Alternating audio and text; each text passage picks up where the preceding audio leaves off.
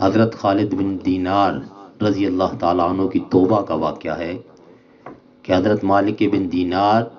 رضی اللہ تعالیٰ عنہ کی توبہ کی ابتدا ایسے ہے کہ ایک رات آپ جماعت کے ساتھ گانا بجانے کی محفل میں مشغول تھے۔ جب سب سو گئے تو تنبور سے آواز آئی۔ تنبور ایک انسٹرومنٹ ہے، یعنی لائک ڈرم کی طرح کا۔ اس کے اندر سے آواز آئی، یا مالک ان لا تتوبا، کہ اے مالک تیرا کیا حال ہے، کب تک توبہ نہ کرو گے؟ اس وقت آپ نے گناہوں سے ہاتھ کھینچ لیا اور حضرت امام حسن بصری کی خدمت میں توبہ کر کے حال کو درست کیا۔ حضرت مالک بن دینار رضی اللہ تعالیٰ عنہ دمشق میں ایک بار تشریف فرما تھے کہ آپ حضرت امیر معاویہ رضی اللہ تعالیٰ عنہ کی تیار کردہ مسجد میں اعتکاف کیا کرتے تھے۔ ایک مرتبہ خیال آیا کہ کوئی صورت ایسی پیدا ہو جائے کہ مجھے اس مسجد کا متولی بنا دیا جائے۔ کیا کر دیا جائے؟ کہ مسجد کا متولی بنا دیا جائے، کیونکہ جب میں مسجد کا متولی بن جاؤں گا تو میری ٹھاٹ باٹ ایک الگ ہو جائے گی۔ چنانچہ آپ کے دل میں متولی بننے کی لالچ آ گئی، تو آپ نے اس لالچ کے تمے میں اس مسجد میں اعتکاف کیا اور سال بھر اتنی کثرت سے نمازیں پڑھی کہ ہر شخص آپ کو ہمہ وقت نماز میں مشغول دیکھتا تھا، لیکن کسی نے بھی آپ کی طرف توجہ نہ کی۔ پھر ایک سال کے بعد جب آپ کو مسجد سے برآمد ہوتے ہوئے دیکھا تو اللہ تبارک و تعالی کی ندا غیبی آئی کہ اے مالک تجھے اب خود غرضی سے توبہ کر لینی چاہیے۔ چنانچہ ایک سال تک اپنی خود غرضانہ عبادت پر شدید رنج اور شرمندگی ہوئی کہ آپ نے جو خود غرضانہ عبادت کی تھی آپ کو اپنی اس عبادت پر بڑا رنج ہوا، اور آپ نے اپنے قلب کو ریا اور غرض سے خالی کر کے خلوص نیت کے ساتھ یہ تہیہ کر لیا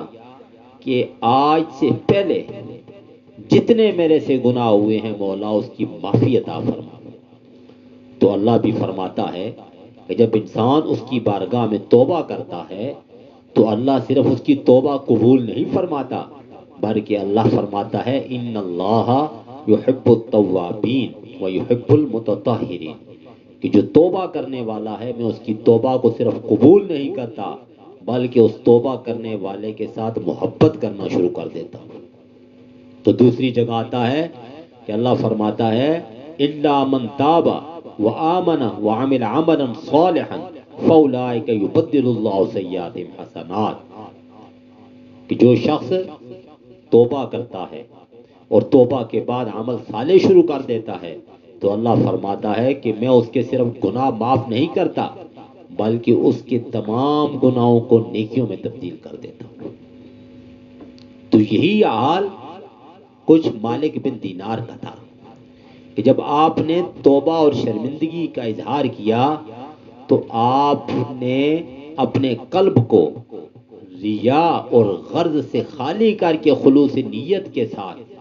اللہ تبارک و تعالی کی ایک رات عبادت کی۔ اس ایک رات کی عبادت اس سال کی عبادت کے اوپر بھاری پڑ گئی کہ جب صبح کا وقت ہوا تو دیکھا کہ مسجد کے دروازے پر ایک مجمع لگا ہے جو آپس میں یہ کہہ رہا ہے کہ اس مسجد کا انتظام اور انصرام ٹھیک نہیں ہے، اس مسجد کا انصرام اور انتظام وہ شخص ٹھیک کر سکتا ہے جو اس مسجد کا متولی ہو اور وہ نیک اور صالح شخص ہو۔ سب اس فیصلے پر متفق ہوئے اور اس متولی کا جو انتخاب تھا اس تمام لوگوں کے مجمع نے متفقہ طور پر مالک بن دینار کو متفق کر لیا، سلیکٹ کر لیا کہ یہ شخص اگر متولی بن جاتا ہے تو اس مسجد کا انتظام اور انصرام اچھا ہو جائے گا۔ اور دوسری طرف مالک بن دینار کا یہ عالم تھا کہ وہ 1 سال پہلے اس مسجد کی متولی بننا چاہتے تھے، لیکن اس وقت اللہ نے نہ بنایا۔ 1 سال عبادت کی، ریاضت کی، لیکن اب 1 دن کی عبادت خلوص نیت کے ساتھ کی تو اللہ نے لوگوں کے دلوں کو پھیر کر مالک بن دینار کی طرف متوجہ کر دیا۔ لیکن مالک بن دینار کیا فرماتے؟ آپ نے فرمایا اے اللہ، میں 1 سال تک ریاکارانہ عبادت میں اس لیے مشغول رہا کہ تو مجھے مسجد کی تولیت حاصل کر دے گا، تو مجھے مسجد کا متولی بنا دے گا، مجھے مسجد کا کرتا دھرتا بنا دے گا،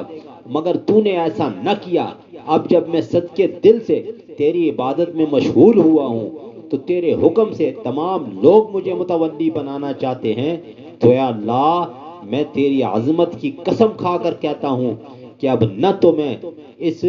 تولیت کو قبول کروں گا اور نہ ہی میں مسجد کا متولی بنوں گا اور نہ ہی میں مسجد سے باہر نکلوں گا، بلکہ میں اسی طرح دن رات تیری عبادت میں مشغول رہوں گا۔ لیکن آپ کا خوف خدا کا یہ عالم تھا کہ جب آپ ایاک نعبد و ایاک نستعین یہ تلاوت کیا کرتے تھے تو مضطرب ہو کر رونے لگتے تھے اور فرماتے تھے کہ اگر یہ آیت قرآن کا حصہ نہ ہوتی تو میں کبھی اس کو تلاوت نہ کرتا۔ کیوں کہ اس کا مفہوم یہ ہے کہ اے اللہ ہم تیری ہی عبادت کرتے ہیں اور تجھی سے مدد مانگتے ہیں، جبکہ ہمارا ظاہر یہ کہہ رہا ہوتا ہے کہ اللہ ہم تیرے آگے جھکتے ہیں، لیکن ہمارا باطن جو ہے وہ کہیں اور پھر رہا ہوتا ہے، حالانکہ ہم تو ماذ نفس کے پجاری ہیں اور لوگوں سے مدد کے متمنی بنے پھرتے ہیں۔ تو آپ نے فرمایا جس سے قیامت کے دن کوئی فائدہ حاصل نہ ہو اس کی صحبت سے کیا فائدہ، کہ ایسے بے معنی لوگوں کی صحبت اختیار مت کرو کہ جن کے پاس بیٹھ کر تمہیں کوئی قیامت میں جب اس مشکل گھڑی میں تم ہو تو تمہیں ان کی صحبت سے کوئی فائدہ حاصل نہ ہو۔ تو پھر آپ نے ایک اور جگہ فرمایا کہ آپ نے کسی کو وصیت کرتے ہوئے فرمایا کہ تقدیر الہی پر راضی رہ تاکہ تجھ کو عذاب حشر سے نجات مل جائے۔